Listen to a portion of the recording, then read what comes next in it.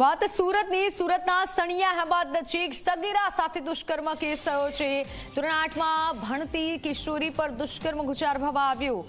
પાડોશી યુવાને બાળકીને હવસનો શિકાર બનાવી માસૂમ કિશોરીને ભેળવી 2 વાર દુષ્કર્મ આચર્યું।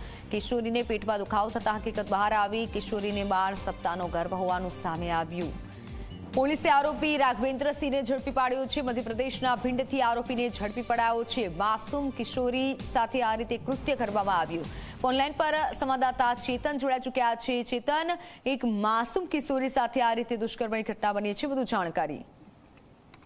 જી બિલકુલથી જે ઘટના છે તે સુરતના સણિયા અહેમદ વિસ્તારની છે, જ્યાં ધોરણ 8માં ભણતી જે વિદ્યાર્થીની છે તેને પાડોશમાં જ રહેતા જે રાઘવેન્દ્ર નામનો જે શખ્સ છે તેમને શરૂઆતના સમયે મિત્રતા કરી હતી અને ત્યારબાદ આ જે કિશોરી છે તે કિશોરી સાથે અવારનવાર દુષ્કર્મ આચરવામાં આવ્યું હતું। ખાસ કરીને 2 વખત કારમાં લઈ ગયો હતો અને કારમાં જ આ જે દીકરી છે તે દીકરી ઉપર દુષ્કર્મ આચરવામાં આવ્યું હતું। આ જ્યારે વિદ્યાર્થીનીને પેટમાં દુખ્યું ત્યારે તબીબે જણાવ્યું હતું કે તેને ગર્ભ રહી ગયો છે।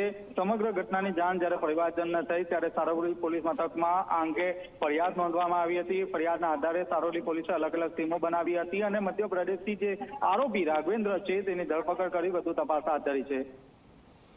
જી ચેતન, આભાર માહિતી બદલ।